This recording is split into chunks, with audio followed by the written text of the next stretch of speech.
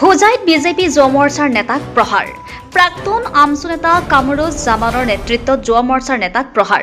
ফকৰুল ইছলাম নামৰ বিজেপি নেতাক প্ৰহাৰ কৰিলে কামৰুজে। এগৰাকী মহিলাৰ নিৰ্দেশত সংঘটিত হ'ল এই আক্ৰমণৰ ঘটনা।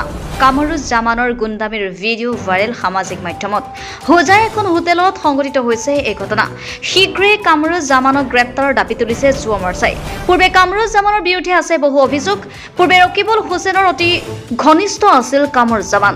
2023 চনতো নগাঁও আৰক্ষী অধীক্ষক লীনা দৰে পিষ্টলসহ গ্ৰেপ্তাৰ কৰিছিল কামৰুজ জামানক। নিজে বিজেপিৰ নেতা বুলি পৰিচয় দি মানুহৰ মাজত বিভিন্ন ধৰণৰ ব্লেকমেইলিং, দালালি আৰু ধন দাবী কৰাৰ অভিযোগ আছে বহু। কামৰুজ জামানৰ এনে ব্লেকমেইল আৰু দালালি সহ্য নকৰি কিছুদিন পূৰ্বে গণপ্ৰহাৰ কৰিছিল নিজৰ গাঁৱৰে ৰাইজে। তেওঁৰ বিৰুদ্ধে অসমৰ বিভিন্ন প্ৰান্তৰ বিভিন্ন আৰক্ষী থানাত ডকাইতি, ব্লেকমেইলিং আৰু ধন দাবীৰ কমেও 20টাকৈ গোচৰ আছে।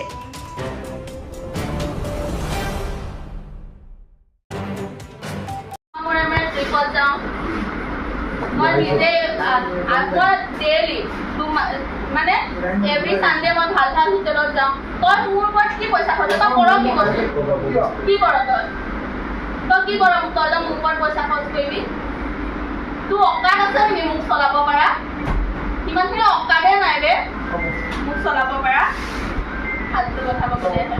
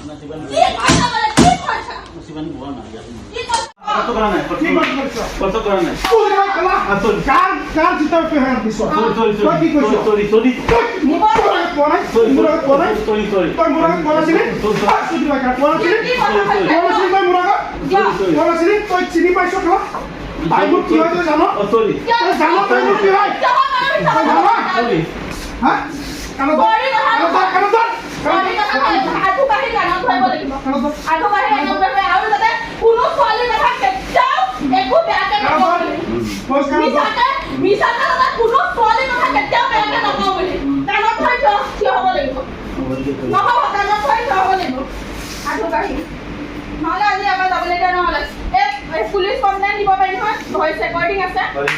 তাতে মোৰ ভাইটিও আছে জানে।